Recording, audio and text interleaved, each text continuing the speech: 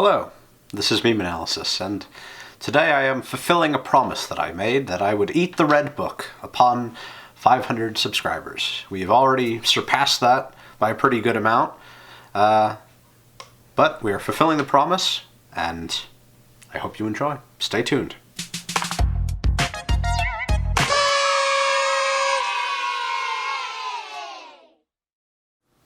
Joining us today is the fairer half of MemeAnalysis, our wonderful editor, Josh. We're gonna devour this cake together.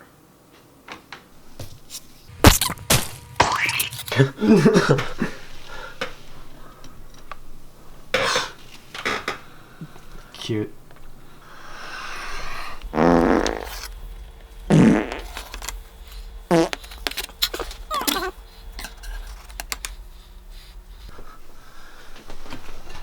It's a lot taller than I thought it was. Yeah. Oh, that's cute. It's thick as hell. Alright. Oh, yep, I saved red. You're good. Nice.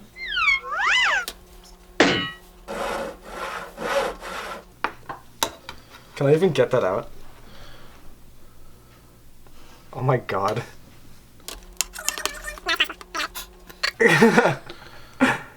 Hey! Shit. Amazing. It fits the bowl now.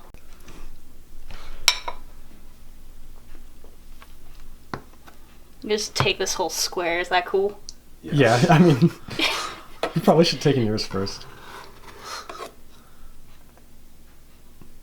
Just, Oh my god. you know what? Oh my god. Fuck Oh it. my god. Oh god. My hand. I like how it's just a big number 2 now. Oh yes. That's funny. Thank you. So, as he mentioned before, I'm the editor of MemeAnalysis. I'm behind the scenes, pretty much everything. I do the camera work, I direct, I do all the lighting. So, as someone who's in that position, I want to say how much I actually appreciate all the feedback we get in the comments and from everyone in general. The likes on the videos, even the dislikes, the negative feedback helps a lot too. I have a few people who I want to thank in particular. Those people are Roseman. He was one of our fans who's been here from the start. He always had positive feedback. We spoke with him. He's reliable. He helped steer our channel in a good direction. It was really encouraging. Anton Lundberg, this person in particular gave us feedback on the lighting of the videos because they complained that it was too orange, which was definitely true. And because of that, it got us experimenting with the whole mood of the channel, and it definitely steered it in a better direction. Because we want this thing to be accessible to a lot of people. We want a lot of people to hear what we have to say, and you know, we genuinely care about getting this message out. You know, another interesting element is that both Roseman and the other Anton, they're both named Anton. Yeah, Two of our that is true. biggest fans. Because we don't want people to feel alienated from our message at all. Because, you know, there are a lot of different people who enjoy memes. This is something in our day-to-day lives at this point. It's the norm. Also, Kristen Middleton, I want to thank her. She is his girlfriend, and also we use her camera equipment to film, which I really appreciate. It helps a lot. She also provides some of the art we've used in which episode was the Adam and Eve? The MemeAnalysis Worm on a String. We used some of her art in that. She's very talented. You should check her out, definitely. And just in general, not even from my point of view, we appreciate all the feedback we get on all the platforms. Facebook definitely has been very supportive of us. The Freud group, which is, of course, my great friend Elliot's group. All of the mods are extreme great thinkers, great friends to me. I'm very thankful. I'm thankful for everybody on the page who's helped. Like, we've gotten our first memes about MemeAnalysis. Which is amazing. A lot from the Freud page. You guys are one of the greatest bases that we have, and I hope that I will always be able to provide a good insight and a helpful Freudian, Jungian, Reichian, and so on, a perspective that is helpful and insightful to everybody. And I just want to thank you for your continued support. It's really great having a place to share our videos with people who accept them. And while we're on that topic, we also have a subreddit that is pretty much, it's all set up now. It's usable. We encourage people to post on there with their own meme analyses. It's open. We're the moderators. We're really easy to access. We're open to messages in general, actually. When we post, usually I handle that sort of stuff. We interact a lot in the comments. We answer questions. Somebody asked for a certain image that was in our last video. I keep track of almost all that stuff. So if you have any, even those technical questions, I will answer them when I can. Something I wanted to bring attention to that I think is very important is that we want your feedback very badly. We want to hear what you have to say. We want to hear what directions you think maybe we could go in. What type of memes we should analyze. Which directions politically, psychologically. Where do you want us to explore? What do you want us to understand? The length of our videos. Do you enjoy our shorter ones? Do you like them funny? Do you like them serious? Readings? We're willing. We want to work with the people that watch us, and we'll grow with it. We'll grow with it. We'll grow with you. Yeah, our channel is definitely changing a lot because it's still very young. Like as he mentioned, the length of our videos. A lot of our most recent videos have been around 10, 12 minutes. In the past, I think 6 or so videos, that's been the general trend. Whereas when we started out, we had maybe 4 or 5, 6 minute videos. And that's what I was mentioning earlier about the lighting and all that. Like we are definitely trying to figure out what is best for you guys, the viewers. And again, like where you want us to go with the channel. Yeah.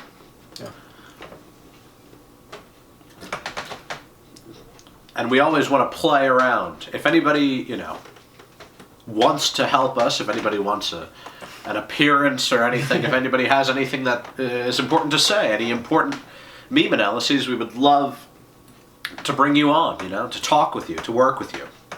So anybody with a great meme analysis being fostered, we will help you grow.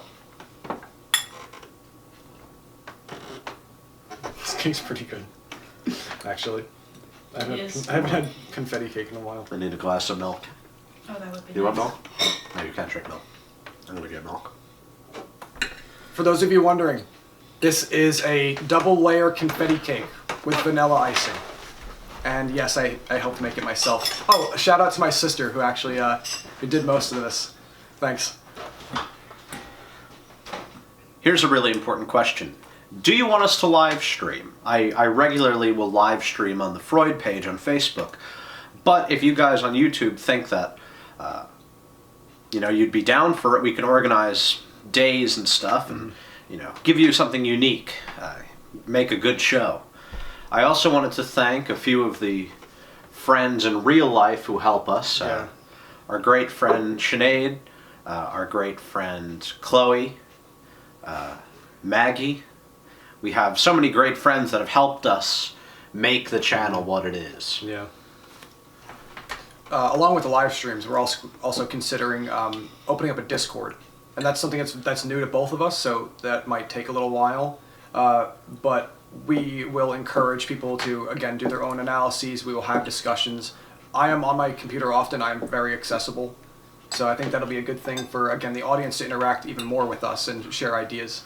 And interact with each other, besides just in the space provided by our own videos, with like the comments and the posts we make on Reddit and Facebook and such. Like we want people to discuss this just in general, like on their own, And, I think the aim of meme analysis is to create a new way of thinking about the internet in general. It's not just a novel YouTube series or even just a novel group of people.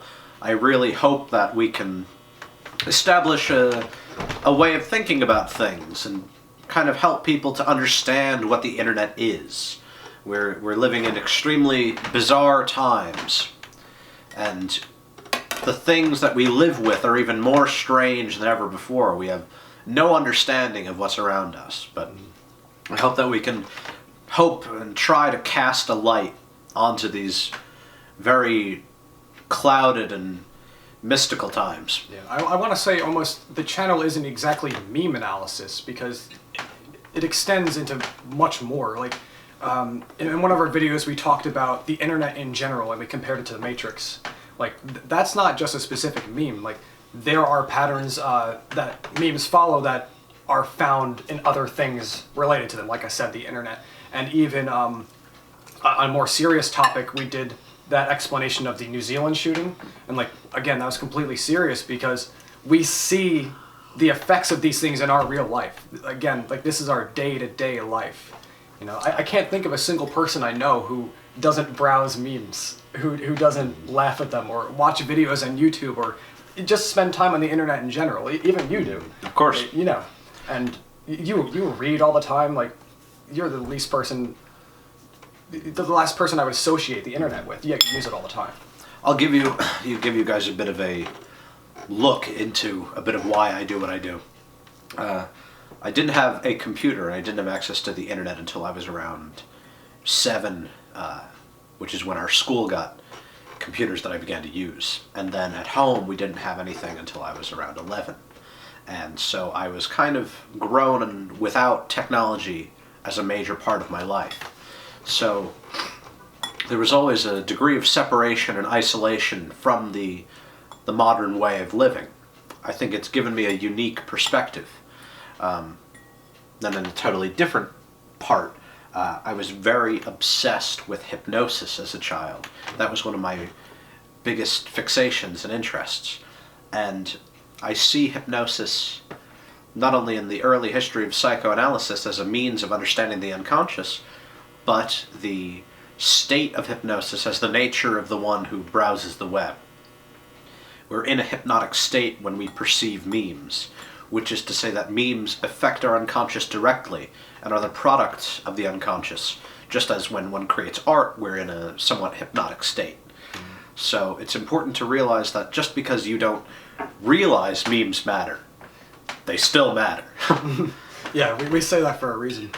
Even in driver's ed class, I remember them talking about highway hypnosis, which is when you just get too distracted because you're seeing all these things coming at you and you just kind of lose your sense of what you're doing. And that isn't much different than browsing the internet. It's when you're driving on a highway, you're having signs coming at you, you're being fed information, there's cars passing you.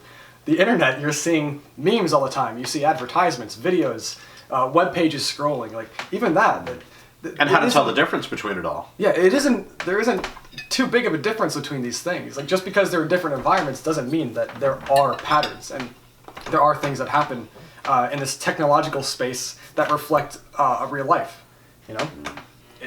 It reminds me, in a kind of off point, about a joke that's in the Weird Al movie, UHF, where they're doing investigative journalism trying to figure out what is in Al Capone's glove box. And it's like this dark, it's an old, dark car. It takes place at night. And they finally crack it open. He says, "Road maps!"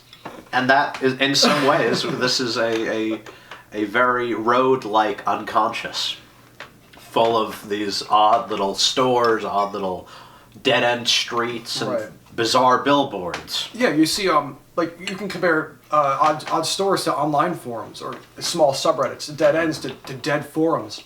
All these things, like, again, it's a very real thing. We do genuinely believe in it. Memes do matter. The same way that your real life matters, and everything you do in it matters.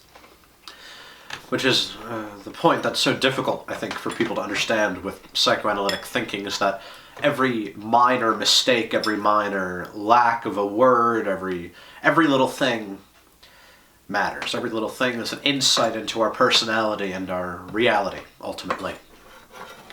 On to much sillier things. We are thinking about doing a documentary this summer about hyperstition. So let us know. Do you want us to do you want to see a full movie from us? Do you want? I've been thinking, and I'm getting ready to write a book on MemeAnalysis soon. What are some things that you'd want to hear about? Give us some ideas, because we are ready to start delivering a lot. Where we want to really begin to put out a lot, because we have such a great base right now, such a great fan base that we're ready to take it to the next step. And we have amazing fans. It's fantastic to know that we have so many people who return to multiple of our videos, and they comment on all of them. They interact, several times. This isn't just like a thing we want people to see once and then just ignore, And especially with the timing. Right now, it's gonna be summer soon. Like I'll have a break from school. Like we will have time to do more ambitious projects. At the beginning of the channel, we were releasing a few videos a week because we had the time for it, and we want to focus on having a steady output. So we want to output videos that you guys want to see while we have the time to do so. So I thought I would do a little miniature analysis. Something that Kristen brought attention to that we think of often is how every screen is a black mirror. The old occultists would do fortune-telling by using polished obsidian mirrors, because by staring into them long enough, you would begin to see things. And this is called scrying. It's the same kind of principle that functions in the Bloody Mary game, when you stare into the mirror with just a candle lit for long enough, and you begin to see things in the mirror. Things begin to change. Jung calls it active imagination. The unconscious begins to be projected when you stare long enough at something blank, or really at anything, ultimately. Crowley talks about it as well in Book 4 as a flaw in meditation, that one is not focused, but rather that the unconscious is just kind of diarrheaing. Which brings me to my next point, the oral fixation and the consumption of knowledge.